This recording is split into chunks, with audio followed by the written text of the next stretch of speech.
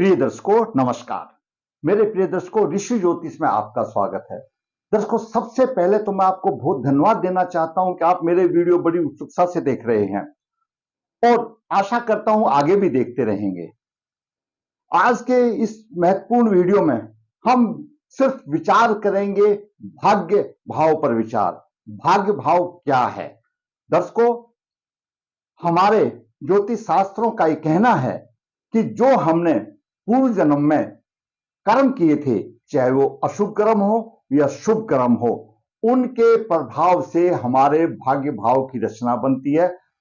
और साधारण आदमी सभी जानते हैं भाग्य भाग्य सब करते रहते हैं। और जो कर्मों की कुछ हमारी जिज्ञासा थी, जो अधूरे रह गए थे, वो हमारा पंचम भाव दर्शाता है। तो आज सिर्फ हम थोड़ा सा समय आपके मार्गदर्शन के लिए भाग्य भाव पर देंगे। दर्शकों लगन कोई भी हो, ये 12 खाने बने हैं, 12 भाव हैं, 12 राशियों के 12 भाव है। ये नवम भाव जो है भाग्य भाव माना जाता है। नवम भाव भाग्य भाव माना जाता है। पराशर जी के 13 अध्याय के मुताबिक पराशर जी ने अपने होरा शास्त्र में वर्णन किया है। नवम भाव से भाग्य, साला, धर्म, भाई की पत्नी, तीर्थ यात्रा और धार्मिक स्थल आदि के भ्रमण के विषय में बताया गया है।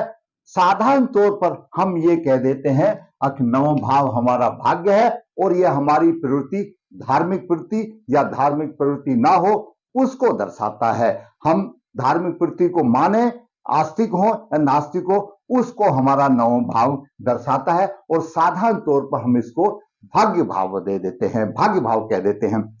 हर आदमी कहता है, हर आदमी जानता है, जो कम पढ़ा लिखा है वो भी जानता है कि भाई अगर कोई भी आदमी कर्म कर रहा है और उसका भाग्य साथ देता है तो 4 चांद लग जाते हैं, उसके कर्मों का उसको फल मिल जाता है। और अगर भाग्य साथ नहीं देता तो उसके किए गए प्रयास विफल हो जाते हैं। तो आज इसी विषय में हम आपका मार्गदर्शन करेंगे, भाग्य भाव क्या है।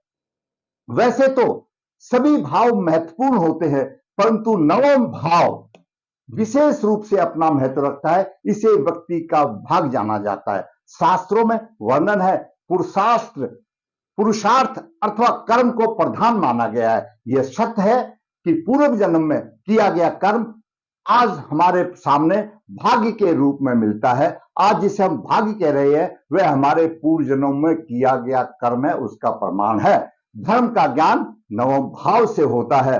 पराशर जी ने जो व्याख्या बताई कि नवम भाव धर्म, तीर्थ यात्रा, धार्मिक स्थल आदि, साला और भाई की पत्नी आदि से संबंध है। लेकिन आज हम सिर्फ भाग्य भाव के बात करेंगे, तीर्थ के बात करेंगे, हमारा भाग्य कैसा वो बात करेंगे।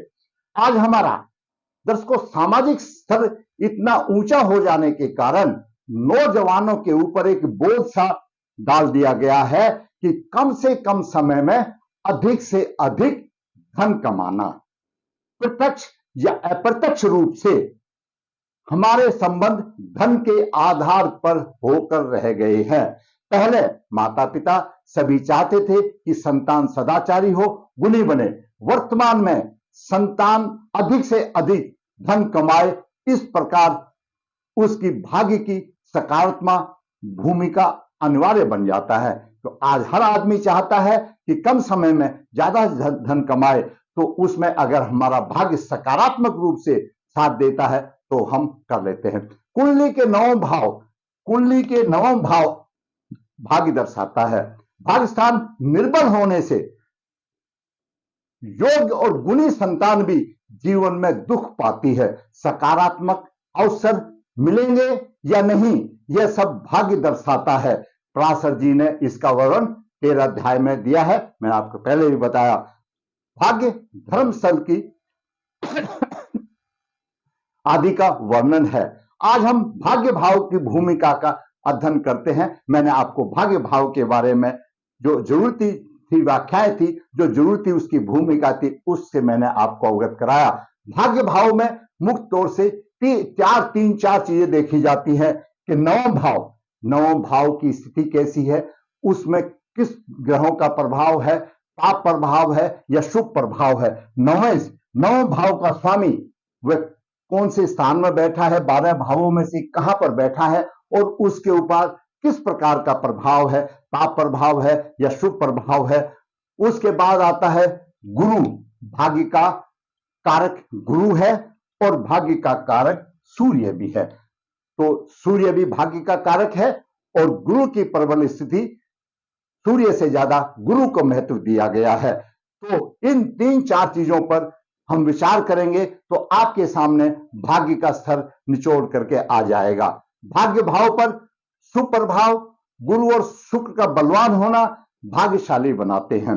गुरु की शुभ स्थिति अनेक दोषों को समाप्त कर देती है, दूर कर देती है और गुरु की विपरीत स्थिति शुभ फलों में न्यूनता ला देती है। सूर्य संवेदित कुंडली में जातक का जन्म 15 अक्टूबर 1979 को हुआ, कृष्ण पक्ष 9, कृत्तिका चरण 3 बुधवार को हुआ। जन्म के समय पर धनु लगन उदय हुआ। धनु लगन के 19 डिग्री विराजमान है, तृतीय भाव में केतु 15 डिग्री लेकर विराजमान है और छठे भाव में उच्च राशि में चंद्रमा 6 डिग्री लेकर विराजमान है। सप्तम भाव में मंगल 10 डिग्री लेकर विराजमान है। अष्टम भाव में कर्क राशि में बुध 10 डिग्री, शुक्र 26 डिग्री लेकर अस्त है। गुरु उच्च राशि में 26 डिग्री लेकर के अस्त है। वहीं पर भाग्य का स्वामी सूर्य भी 28 डिग्री लेकर के अस्त है। अष्टम भाव में 4 ग्रहों की स्थिति बनी, यहां पर बुध और शुक्र अस्त है। और 9 भाव में सिंह राशि में शनि 20 डिग्री लेकर विराजमान है और राहु 15 डिग्री लेकर के विराजमान है। ये सब बलवान स्थिति में है। लगन के 19 है, शनि के 20 है, राहु के 15 है, केतु के 15। ये ग्रहों की स्थिति रही। दर्शकों, हम हमेशा बताते हैं धनु लगन वाले दार्शनिक विचार के होते हैं क्योंकि गुरु की राशि है और अच्छा शरीर होता है, लेकिन दार्शनिक विचार होते हैं, लेकिन ग्रहों की स्थिति के हिसाब से परिवर्तन हो जाता है। लग्नेश खड्डे में गिर गया और अस्त हो गया, कहीं विचार नहीं रह गया। जब लग्नेश ही अस्त हो गया, लग्नेश जातक का प्रतिनिधि करता है, तो आगे क्या करें दर्शकों। उसके बाद हम बात करते हैं सूर्य की। सूर्य 9 भाव का स्वामी अष्टम भाव में है। जब 9 भाव का स्वामी अष्टम भाव में होगा तो आगे की हानि हो जाएगी। और लग्नेश गुरु है और भाग्य का कारक भी ग्रह गुरु है, वो भी अष्टम भाव में उच्च राशि में अस्त हो गया। उच्च राशि में फायदा ही कुछ नहीं हुआ उसका होने का, तो गुरु भी अशुभ जगह पे चला गया और सूर्य भी भाग्य का स्वामी अशुभ जगह पे चला गया। सूर्य भाग्य का स्वामी भी है और भाग्य का कारक भी है। दूसरी तरफ गुरु प्रबल कारक है और उच्च राशि में आकर के अष्टम स्थान में अस्त हो गया। 9 भाव में शनि अपनी शत्रु राशि में है, राहु भी प्रबल शत्रु है सूर्य का। दोनों शनि और राहु शापित योग बना रहे हैं। अगर यहां राहु नहीं होता तो यह मान लिया जाता अब शनि 35-36 आयु के बाद, क्योंकि तृतीय भाव का स्वामी, पराक्रम भाव का स्वामी शनि यहां पर है। तकलीफ तो देगा लेकिन जरूर भाग्य को उठाएगा 35-36 साल के बाद, लेकिन राहु आ जाने के बाद में वो भी स्थिति नहीं रही, कभी भाग्य उदय नहीं होगा। यह शनि और राहु की स्थिति इस प्रकार से रही। जातक के प्रयास, क्यों भाग्य का स्वामी अष्टम भाव में, लग्नेश और भाग्य का कारक दोनों गुरु और सूर्य अष्टम भाव में है। पंचम भाव का स्वामी मंगल, पंचम भाव संतान बुद्धि शिक्षा का भाव है। मंगल ऊर्जा का कारक है, लगन को देख रहा है। मंगल भी केतु से पीड़ित हो गया तो जातक के सारे प्रयास विफल हो जाते हैं। इस प्रकार चंद्रमा उच्च राशि में है, छठे भाव में है और छठा भाव ऋण और शत्रु रोग का भी है। कर्जा लेकर के खर्च चलाता है तो नीच दृष्टि से द्वादश भाव को देख रहा है, खर्चा अधिक होता है। इधर शनि तीर्थ्य दृष्टि उस दृष्टि से एकादश भाव को देख रहा है तो राहु उसकी टांग पकड़ के खींच रहा, शापित योग बना रहा है। आमदनी भी कम हो गई और इसका स्वामी आमदनी के भाव का स्वामी शुक्र भी अष्टम भाव में अस्त हो गया।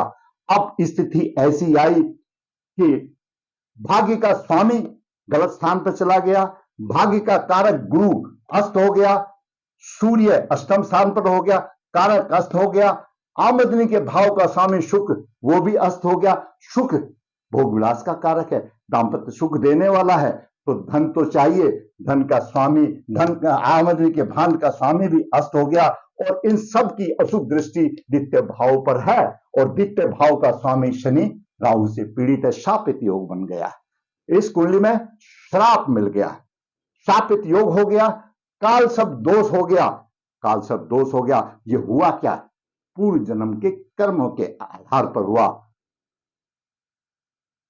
गुरु की महादशा 14 फरवरी 2016 से 14 फरवरी 2032 तक गुरु अश्लेषा नक्षत्र में है। तारा पद्धति के अनुसार जन्म नक्षत्र कृतिका है और गुरु अश्लेषा में है, वध तारा की दशा चल रही है, दशा भी खराब हो गई। इस जातक की हालत बहुत दयनीय हो गई और अष्टम भाव में बुध शुक्र गुरु सूर्य 4 ग्रह हो तो ऐसा जातक निंदित कर्म करने वाला, निंदा का पात्र बनने वाला और निंदित कर्म करके धन को कमाने वाला बनता है। तो आजीविका चलाने और आमदनी कम और खर्चा ज्यादा होता है, समस्या आ गई। तो दर्शकों, यह स्थिति इस जातक की रही जो भाग्य के कारण रही। भाग्य कहां से, भाग्यहीन कहां से बना? आप इसको भाग्यहीन भी कह सकते हैं, भाग्य में अवरोध कहते हैं। यह हमारे पूर्व जन्मों का कर्मों का फल है। जैसा हमने पहले ही बता दिया कि भाग्य नवम भाव की स्थिति पूर्ण रूप से पूर्व जन्म के जो हमारे शुभ या अशुभ कर्म किए हैं उसके आधार पर बनती है। दर्शकों, जो जातक पूर्व जन्म में कर्म लेके आया है फल तो भोगना है और ये मनुष्य योनि ऐसी मिली है। अब इसमें हम कुछ प्रायश्चित कर लेते हैं, नहीं है तो ये शापित योग वंश परंपरागत ट्रांसफर हो जाते हैं, अगली पीढ़ी में आते जाते हैं। ये एक योनि मिली है तो इसमें हमको शापित योग की या कर लेनी चाहिए। ये दोष क्यों आया उसका निवारण कर लेना चाहिए और निवारण करके काल सब दोष का निवारण कर लेना चाहिए। और उसके बाद अगर जातक क्यों लगने से खड्डे में गिरा हुआ है अस्त, जातक लगन का रत्न गले में धारण करे, पुखराज गले में विधिवत धारण करे, थोड़ी बहुत राह उसका गुजारे लायक आसान होगी। ग्रह को बदला नहीं जाता और सूर्य को नियमित रूप से अर्घ दे, प्रार्थना करे अपने सुखद भविष्य के लिए। तो मैं कहता हूं कुछ दिनों में थोड़ा बहुत 19-20 का फर्क पड़ना शुरू हो जाएगा और उसको सांत्वना मिल जाएगी और उसका बाकी का जीवन अच्छी तरह से कट जाएगा। क्यों 79 का जन्म है, आधी उम्र तो चली गई, 21 और 44 तो ईयर हो गया, लेकिन 40 और ऐसा जातक, ये जातक ये ग्रह की स्थिति जातक को भिक्षुक बनाते हैं। भिक्षु का मतलब खर्चा अधिक आमदनी कम, कहीं ना कहीं से मांगते रहना, आपस में मांगते रहना, रिश्तेदारों से मांगते रहना, इस तरह से इस जातक का जीवन चल रहा है। प्रायश्चित करें पूर्व जन्मों के कर्मों का और सूर्य को अर्घ दे और गले में लग्नेश का रत्न धारण करे, कुछ ना कुछ उसकी राह आसान होगी। तो दर्शकों, आज मैंने आपको भाग्य भाव के बारे में मैंने बताई, भाग्य भाव के कौन से बिंदु हैं, उन बिंदुओं का अगर आपके में भी ऐसा है तो आप भी इस तरह से उपाय कर सकते हैं।